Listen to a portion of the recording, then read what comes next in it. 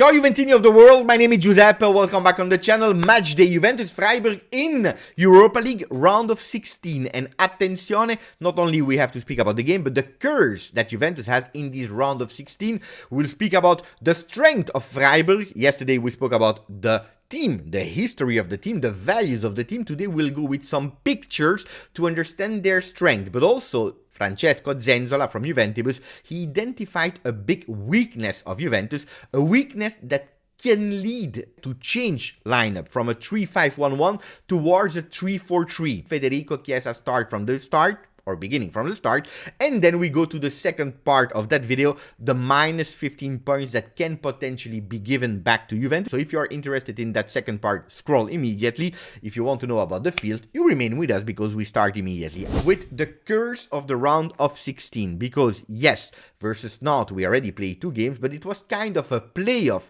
to access to the round of 16. We qualified, great, fantastic, but now, only now we are in the round of 16, and that's where the curse of Juventus starts, because in 1920 we were eliminated in the round of 16 versus Lyon.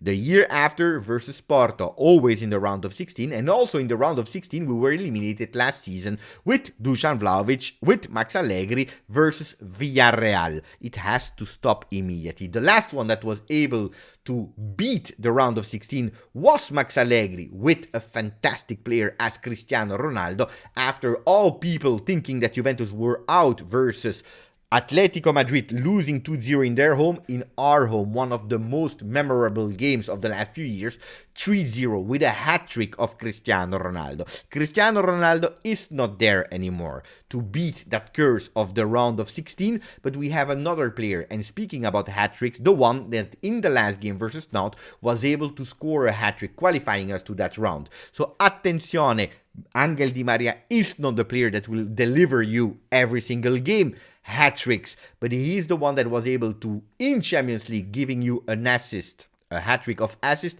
this time a hat-trick of goals, and he will start. Max Allegri already confirmed his presence from the first minute in today's game. In what lineup, we don't know yet, but he can really be the joker, the importance of a man that always decided these big games, final of World Cup, Copa America, but also every time that he played with other teams in these big games, Angel Di Maria is fantastic. I still have in my memory the big performance versus Nantes. I want to see it again today with Angel Di Maria that can finally already win the first of 2 games to give us an advantage, a benefit to accede to the quarterfinal for the first time in Europe since so many years. It will be important to win today. It will not be decisive, but really important. And yesterday it was also Max Allegri that spoke about it really well, saying it is crucial to win today.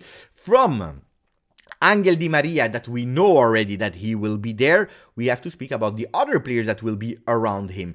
There is Tuttosport that is going with a 3-5-1-1. Kostic, Quadrado on the side, the Brazilian defense, depending if Alexandro is there. If Alexandro is not there, it will be Bonucci in the middle, Bremer on the right side, and Danilo that will go on the left in that 3-man defense. In the middle, Rabiot, Locatelli, Fagioli. Up front, Di Maria and Vlahovic. Tuttosport is giving a lineup that has also been confirmed this morning by Romeo Agresti, so the odds are going towards that. But what is the problem of Juventus playing with that 3-5-1-1? That a lot of time Juventus is going on the wings, Kostic, Quadrado, with one problem, because when we are playing on Kostic, one of the most informed men of Juventus, yesterday he was also in press conference saying that he wanted to assist his buddy Vlahovic, well, the team is giving some support, and you can clearly see it in the frames that has been chosen by Francesco Zenzola. A lot of support, a lot of solutions for Kostic. When we are going on the right side with Quadrado, that a lot of time this season is playing a bit more in the back instead of offensively, well, nobody is giving some support to Quadrado. It looks like the team, they said, if there is Kostic, something will happen. If there is Quadrado, probably nothing will happen. So what is happening? That when we are going a lot of time on the left, more and more, we are going with Kostic that is thinking about crossing. He is crossing Kostic or Rabiot, but nobody is attacking that second post. And Quadrado, without De Sciglio, this year is really tired. It's not the Quadrado that we knew a few seasons ago, being able to go up and down, up and down, up and down. We have problems with crosses on that second post because there is nobody. It happens so many times versus Roma. We see it on multiple occasions, Kostic or Rabiot crossing, and there is nobody. And that can lead to a change of formation, going towards the one that Gazzetta dello Sport picked out with Giovanni Albanese, and credits to Gazzetta, credits to Giovanni Albanese that this year was a lot of time correct. Will he be correct this night? We don't know. A 3-4-3 with the Brazilian kind of defense, Danilo on the left, Bremer in the middle, but Rugani winning the challenge with Gatti, exclusion of Bonucci, so you see Rugani, the 3-man defense, and then in the middle, 4-man, Kostic, Quadrado on the wings, Rabiot and Locatelli, with Fagioli on the bench, up front, Chiesa, Vlahovic and Di Maria, in a 3-4-3 with that magic trident. Pogba is a doubt, we will understand today, a bit later, beginning in the afternoon, if he will be called up, but that can be a way of avoiding going only with crosses from the left and on the right. You remember that motto, that quote that says cross and inshallah, playing a bit more centrally. That's what Juventus maybe has in mind today. What are the strengths of Freiburg? Well, pay attention to their set pieces. We already spoke about it yesterday. They study really well the opponents, not only offensively when they go with crosses, where they will go with free kicks. They know where the other ones are going, and they know how to score, but also how to defend them. So attenzione to that. Attenzione, because their defense can be a weak point. They are really one-on-one, always. In the 16 meters, in the last one, in their own box, they are man-marking everyone. So if you are able to unmark yourself, and that's where we are expecting Dusan Vlahovic to be able to do a great performance today in not being one-on-one all the time, but being able to find the right movements, that can be something where Juventus can be strong. Let's see if we will be able to do, because otherwise they will man-mark all of us. Grifo, don't leave him alone. And that's probably one of the reasons why Bonucci will not start the game, because we will want a Bremer that plays one-on-one on Grifo, Juventino, and then Günther. Attenzione, because on the left side he will be the one that will push, and that maybe can cause a Quadrado that will not be that offensively today. That was the first part, the one about the field, about today, Juventus-Freiburg in Europa League. Juventus against Freiburg, but also against the curse of the round of 16. If now we are going to another topic that is really important, the minus 15 points. Will they be given back, yes or no? A lot of time and a lot of people were asking it to me. Beppe, is it real, yes or no? Let's open Tuttosport with I meno 15 sarà tolto. The 15 points will be given back to Juve, or the 15 points, the minus 15, will be cancelled. Who is that one? Who is the guy that is saying it? Well, it is Pierluigi Matera. He was former Deputy Attorney General of Sport at CONI. So an important one that really knows what he's speaking about. He's also the one that helped to write the sport law, the sport justice, the sporting rules in Italy. So it's one that really knows what he's speaking about. Is it a crystal ball that he's using to tell you, yes, it will be like that? No.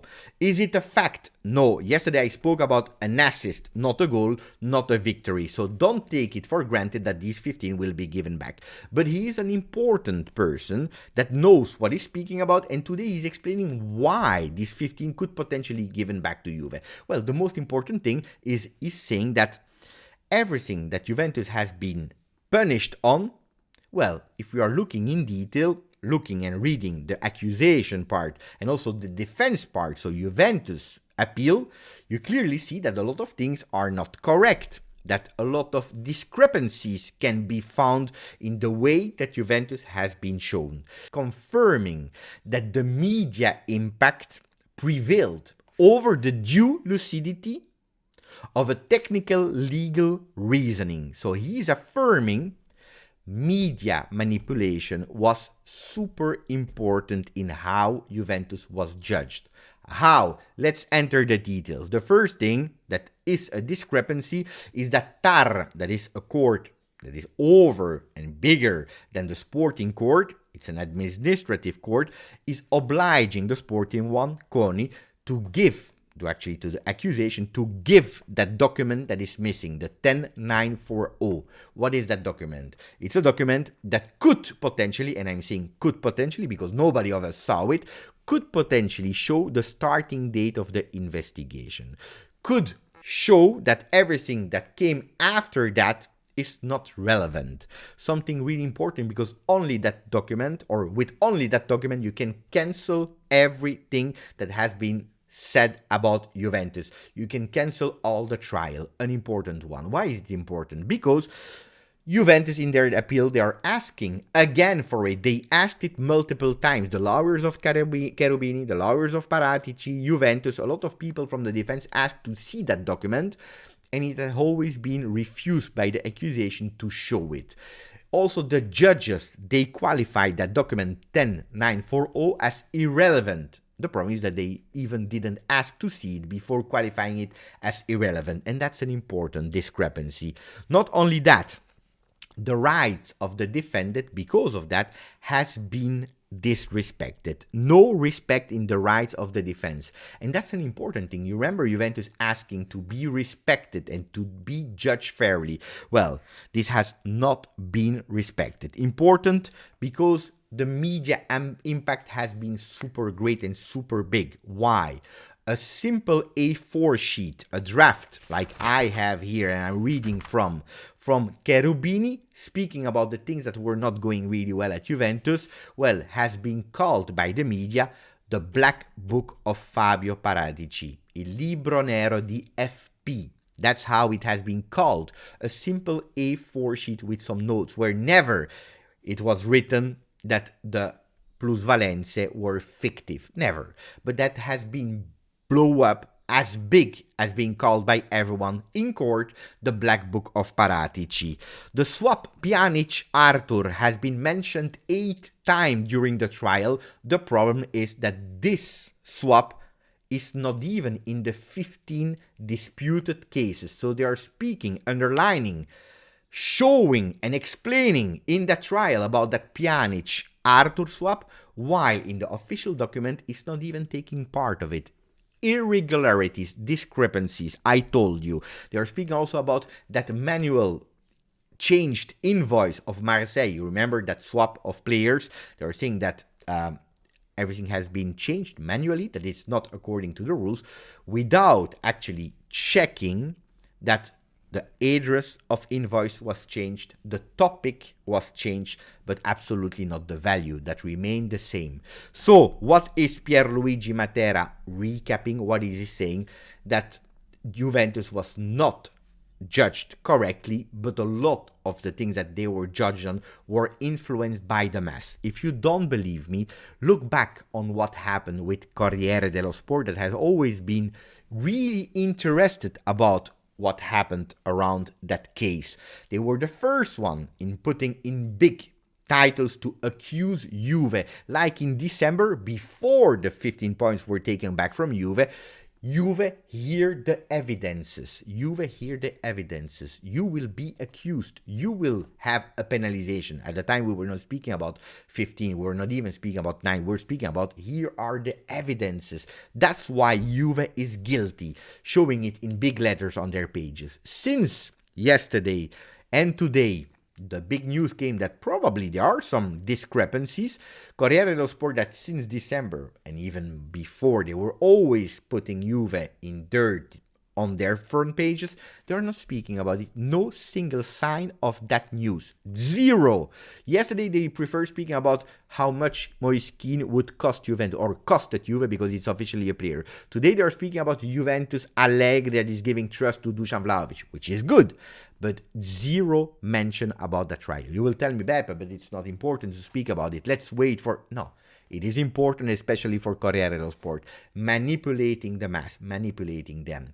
You know, Gazzetta dello Sport is also not really holy, because yesterday they wrote on their pages, they wrote, breaking, Juventus want to take advantage of a procedural fault on the part of the investigators to escape legal and sporting sanctions for accounting fraud. They could therefore regain the 15 lost points in Serie A. Gazzetta dello Sport is not saying Juventus is maybe not guilty. Juventus is attacking. Juventus appealed and these are the... No, they are saying the only reason why Juventus could potentially receive back their 15 points is because of a procedural fault. That's how they manipulate the mass. The problem is that less informed Juventini, they will not know. They will say, Juventus was lucky. The anti-Juve, they will not give us back our honor, our dignity forever and ever. Media manipulation, what they succeeded in 2006 in Juventus being called Rubentus, the thieves, well, they succeeded again. Even if you receive the 15 points back, they succeeded again in putting dirt on Juve. Guys, we will speak about that in a live so that they can answer every single question. Now, the important thing is to understand, pay attention what you are reading, from where it's coming, and try to investigate yourself. Even more to be prepared to defend yourself. Now, that being said, focus on the field. Juventus, Freiburg, we see each other later. Grazie, forza, Juve.